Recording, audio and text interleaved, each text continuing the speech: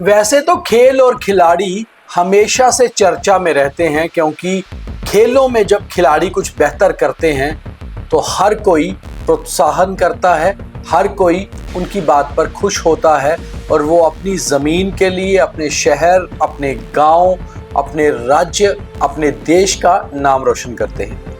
मगर जम्मू कश्मीर खेल और खिलाड़ी कहीं ना कहीं विवाद में बने रहते हैं और ख़ास तौर पे पिछले दिनों जिस तरह से कुछ खिलाड़ियों की सूची निकली कि उन्हें सरकारी नौकरियां दिए जाएंगे, यानी कि आउटस्टैंडिंग प्लेयर्स की, उसको लेकर जिस तरह विवाद गर्मा गया, इससे लगता है कि स्पोर्ट्स काउंसिल में सब कुछ ठीक नहीं है।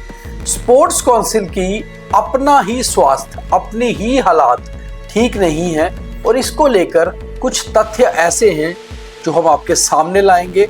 और आज स्पेशल कार्यक्रम ये इसी चीज़ पर है कि आखिर स्पोर्ट्स अथॉरिटीज़ क्या इस पे नज़र डाल रही हैं, जो हालात ख़राब हैं क्या उसको दुरुस्त करने की कोशिश की जा रही है, और हमने आधिकारिक तौर पर भी बात की है, वो भी आपको सुनाएंगे। तो सबसे पहले ये जो हमारे पास कागज़ हैं, इस पर हमने ये सारे आंकड़े निकाले हुए हैं कि आखिर कहाँ कहाँ क्या क्या दिक्कतें हुई थी। तो जैसा कि जम्मू कश्मीर में तकरीबन हर खिलाड़ी ये जानता है कि खेल विभाग किसी ना किसी बात को लेकर सुर्खियों में रहता ही रहता है और ख़ास तौर पे बहुत बार ये बातें नेगेटिव होती हैं। और सबसे बड़ी बात यह है कि आउटस्टैंडिंग खिलाड़ियों की जो नियुक्तियों को लेकर सूची सामने आई थी, उसको लेकर बहुत सारे लोगों ने से ये कहा कि ये एक स्कैम है, ये एक घपला है, इसमें बहुत सारे ब्लू आइड बॉयज़ को शामिल किया गया है, जो खिलाड़ी डिज़र्व करते थे उनको नहीं लाया गया है। खैर, उसको लेकर सरकार का कोई बयान नहीं आया और उसके बाद कोर्ट का भी रुख किया गया। जम्मू कश्मीर में बहुत सारे नेशनल और इंटरनेशनल खिलाड़ी हैं, ऐसी बात नहीं है कि टैलेंट यहाँ कम है, मगर टैलेंट को जब सही से उकेरा नहीं जाता, जब सही से उनका उपयोग नहीं किया जाता, तो फिर इसी किस्म पर खिलाड़ियों को मैदान से सड़कों पर आना पड़ता है। अगर हम इस लिस्ट की जो आउटस्टैंडिंग प्लेयर्स की है, इस विवाद को अलग कर दें, तो भी बहुत सारी चीज़ें स्पोर्ट्स डिपार्टमेंट में ऐसी हैं जिसको लेकर स्पोर्ट्स काउंसिल की ओर सवाल खड़े होते ही होते हैं। उनमें से कुछ चीज़ों पर अगर हम बात करें तो खेलों को लेकर कुछ और मुद्दे ऐसे हैं जो न्यूज़ रूम 24 आवाज़ के सामने आए हैं और इस पर आज चर्चा करनी बहुत ज़रूरी थी। और हम कुछ दिनों से हमने क्रॉस चेक किया, हमने वो डाटा लिया भी कि आखिर है क्या। जम्मू कश्मीर स्पोर्ट्स काउंसिल ने एक सर्कुलर जारी किया था हाल ही में, जिसके अनुसार 2 सेंटर ऑफ एक्सलेंस यानी कि श्रीनगर में वाटर स्पोर्ट्स और जम्मू में फेंसिंग के लिए कुछ आवेदन पत्र यानी कि एप्लीकेशंस मांगी गई थी। उस एप्लीकेशंस की जो एडवर्टीजमेंट है, नोटिफिकेशन है, वो भी हमारे पास उसकी कॉपी है। जो स्क्रीन पे आप देख रहे हैं ये वही नोटिफिकेशन है। वाटर स्पोर्ट्स और फेंसिंग में HPM लगाए जाने हैं, इसके साथ ही असिस्टेंट कोच भी। मगर इसमें बड़ी बात यह है कि यंग प्रोफेशनल्स को लगाए जाने की मांग बहुत देर से होती रही है और उसको लगाए जाने की बात भी स्पोर्ट्स काउंसिल करता रहा है। मगर इसमें सबसे बड़ी हैरानी की बात यह है कि साल 2021-22 में भारत सरकार ने जम्मू कश्मीर को 2 सेंटर ऑफ एक्सलेंस दिए थे, वाटर स्पोर्ट्स श्रीनगर में और फेंसिंग जम्मू में, यानी कि आज से 3-4 साल पहले। मगर आज भी इन दोनों के लिए भर्तियां हो रही हैं, यानी कि आपने उस स्पोर्ट्स एक्सलेंस को कितने एक्सलेंटली प्ले किया है, ये यहीं से आपकी पोल खुल जाती है। क्या पहले ये नियुक्तियां नहीं हुई, और अगर हुई तो क्या वो लोग छोड़कर चले गए या कोई अन्य कारण रहा? अब जो हमारे पास जानकारी है कि वो कुछ बाहर के HPM थे और वो बाद में छोड़कर चले गए। मगर ऐसे में जब बीच में छोड़कर चले जाते हैं तो आप खुद सोचिए कि खिलाड़ियों की ट्रेनिंग पर, प्रैक्टिस पर कितना असर पड़ता होगा। हमारे पास जो जानकारी है, 2 HPM पहले ही जम्मू में स्थित centre of excellence for fencing से त्याग पत्र दे चुके हैं, यानी कि छोड़कर जा चुके हैं, और एक असिस्टेंट कोच भी। वहीं लगभग अगर 6-7 महीनों बाद फिर से HPM को नियुक्त करने की क्या सूची है, और की प्राप्त जानकारी के अनुसार हमारे पास जो जानकारी है कि इस सेंटर में जो खिलाड़ी शुरुआती दिनों में रजिस्टर हुए थे तो ट्रेनिंग के लिए आते ही नहीं, बल्कि वहाँ अलग सेंटर चलाता है स्पोर्ट्स काउंसिल का।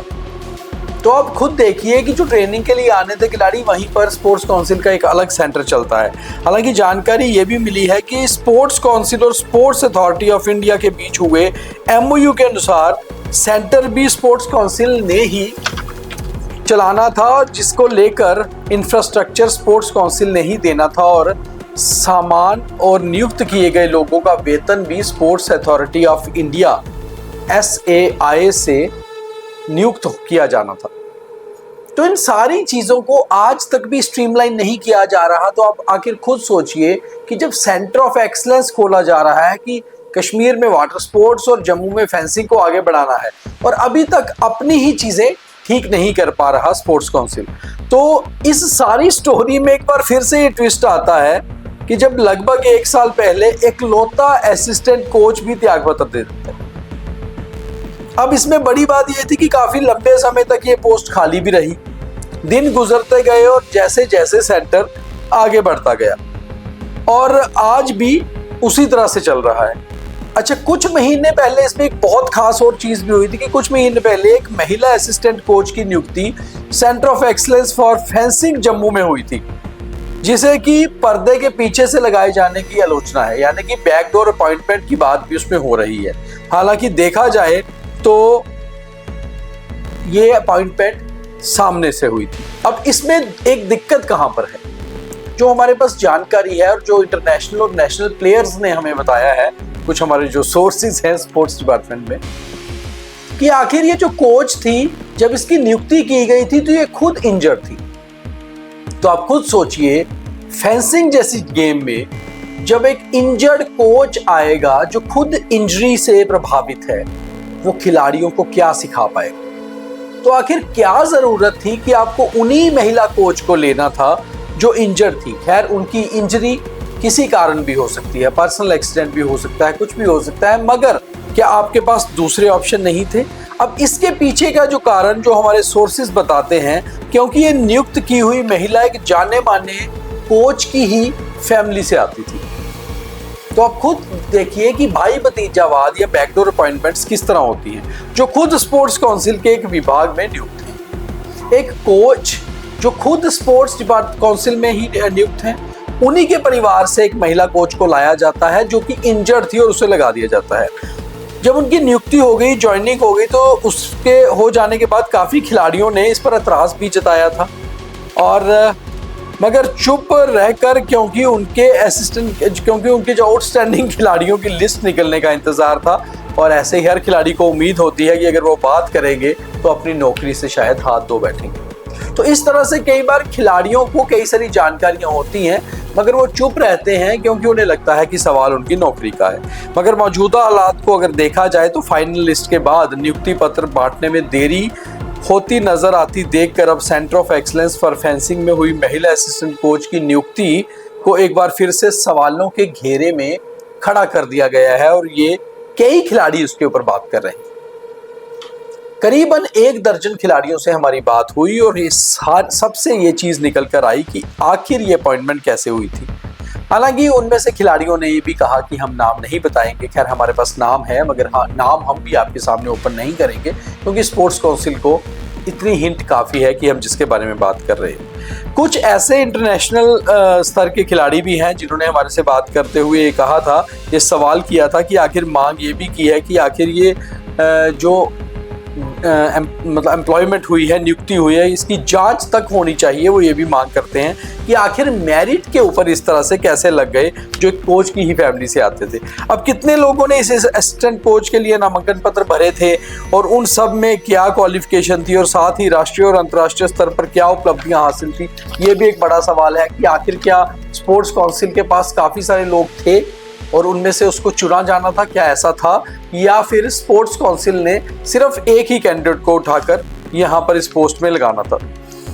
अब इसमें सबसे बड़ी बात यह है कि इंटरव्यू में सबके कितने नंबर आए, ये सारी इंटरनल चीज़ें होती हैं और इसकी पूरी जांच के लिए महिला कोच की नियुक्ति की सफाई सामने आ सकती है अगर इसकी पूरी जांच हो और कई सारे नेशनल और इंटरनेशनल प्लेयर्स इसकी जांच भी चाहते हैं, क्योंकि बीच में जब ये आउटस्टैंडिंग प्लेयर्स का विवाद आया तो ये बात भी दोबारा से निकल कर सामने आई। मगर इसमें सबसे बड़ा एक सवाल ये आता है कि जिस समय ये इंटरव्यू हुए उस समय जो सिलेक्ट की गई ये महिला कोच थी, उन दिनों एक हादसे में गंभीर रूप से घायल हुई थी और उस हिसाब से उनकी बाजुओं में चोट आई थी। तो एक फीमेल कोच जो इंजर्ड थी उस समय, उनको आखिर इंटरव्यू में कैसे सिलेक्ट कर लिया गया, उनके फिजिकल में कैसे सिलेक्ट कर लिया गया, ये सारे सवाल स्पोर्ट्स काउंसिल के ऊपर उठते हैं। अब आगे बात करते हैं कि उनकी खिलाड़ियों ने ये यहाँ तक भी आरोप लगाए थे कि सिर्फ एक कोच की परिवार से आने के कारण सीधा सीधा फायदा इन्हें पहुंचाया गया। यदि ऐसा ना होता तो शायद इस नियुक्ति पर सवालिया निशान लगते और शायद इसकी प्रॉपर जांच होती। खैर स्पोर्ट्स काउंसिल इसमें बेटर बता सकती है। खैर इन दोनों चीज़ों को लेकर जब हमने स्पोर्ट्स काउंसिल के पीआरओ जहांगीर मीर से बात करनी चाहिए तो उन्होंने हमसे बात करते हुए इन दोनों पर अपनी सफाई दी। उन्होंने कहा कि एक तो स्पोर्ट्स काउंसिल उस कोच का नाम बताइए जिसके लिए आप ऐसी बात कर रहे हैं। अब साफ सी बात है कि अगर पीआरओ साहब को ही नहीं पता इस कोच का नाम क्या है तो फिर वाकई में शायद बैकडोर अपॉइंटमेंट हुई हो। और दूसरा, जब उन्होंने बात ये की कि जो एचपीएम लगाए जाने हैं सेंटर फॉर एक्सीलेंस, तो उन्होंने कहा कि वो जो 2 कोच थे वो बाहरी स्टेट से थे, वो चले गए, इसलिए अब हमने नोटिफिकेशन निकाली है और कुछ नए कोच लाए जाने हैं। खैर इसको लेकर पीआरओ साहब का जो कहना था वो तो उनकी सफाई थी, मगर हमने आपको वो सवाल जो उठाए हैं उन सवालों के ऊपर शायद पीआरओ साहब या फिर स्पोर्ट्स काउंसिल के सीनियर अधिकारी आगे कुछ जांच करें। अगले पॉइंट की बात करते हैं और देखिए कुछ ऐसी चीज़ें होती हैं और कुछ स्पोर्ट्स जो हमने स्पोर्ट्समैन से बात की उन्होंने हमें ये भी बताया कि सेंटर ऑफ एक्सीलेंस में फेंसिंग जम्मू में सीख रहे खिलाड़ियों के लिए हॉस्टल भी बनवाना था। 4 साल होने के बाद भी अभी तक हॉस्टल नाम की चीज़ भी कोई सामने नहीं दिख रही और उसके ऊपर ज़मीनी स्तर पर कुछ साफ नहीं हुआ है, जबकि स्पोर्ट्स काउंसिल के पीआरओ कहते हैं कि काम चल रहा है। अब वो काम कागजों में है, फाइलों में है, वो बेहतर जानते होंगे। उन्होंने ये भी दावा किया खिलाड़ियों ने कि जम्मू कश्मीर में चल रहे खेलो इंडिया सेंटर्स में लगाए गए मेंटोर्स के भी आरोप है कि उन्हें वेतन समय पर नहीं मिलता, जिस कारण काफ़ी दिक्कतें आती हैं। खिलाड़ियों ने यहाँ तक भी दावा किया है कि कुछ ऐसा ही हाल श्रीनगर में चल रहे वाटर स्पोर्ट्स ऑफ एक्सीलेंस का भी है, जो कागजों में ही चल रहा है। उनका ये दावा है कि कुछ दिख रहा है मगर हो क्या रहा है इस बारे में जानकारी नहीं है। इसके साथ ही कुछ खिलाड़ी पीएमपीटी स्कीम के तहत 2 साल के लिए पूरे जम्मू कश्मीर के अलग अलग स्टेडियम में कोच नियुक्त हुए, मगर स्कीम के खत्म होने पर वो दरबदर हो गए। तो आखिर वो कोच जिन्हें आप नियुक्त करते हैं किसी स्कीम में, उनको कंटिन्यू भी करिए, क्योंकि यही लोग हैं जो हमारे टैलेंट को आगे निखारने वाले हैं और इनके ऊपर बातचीत करने वाले हैं। और ऐसा भी नहीं है कि स्पोर्ट्स में सब कुछ अच्छा नहीं हो रहा। अगर पिछले कुछ सालों की बात करें तो जम्मू कश्मीर में खेलों का स्तर जो है पहले से बेटर हुआ भी है, और ये कोचेस ही हैं जिनके दम पर हुआ है और खिलाड़ियों के टैलेंट से सामने आया है। मगर जो पॉइंट हमने आज इस खास प्रोग्राम में रेस किए हैं, क्या उसके ऊपर स्पोर्ट्स काउंसिल का कोई ध्यान है? और अगर नहीं है तो ध्यान देना चाहिए अधिकारियों को। पीआरओ साहब से तो हमने खुद बात की और उन्हें भी हम अपना ये लिंक शेयर करेंगे, क्योंकि आखिर सवाल जम्मू कश्मीर के उस टैलेंट को है जिसको निखारने की जिम्मेवारी स्पोर्ट्स काउंसिल की है, ना कि उसको खराब करने की। मगर चीज़ें खराब हो रही हैं और कौन कर रहा है इसके ऊपर भी बात करनी बहुत ज़रूरी है। ज़्यादा से ज़्यादा शेयर भी करिए, खिलाड़ी भी करें और आम लोग भी करें, ताकि खेलों के हालात हम कुछ दुरुस्त करने में सभी अपना अपना योगदान दे पाएं। जय हिंद।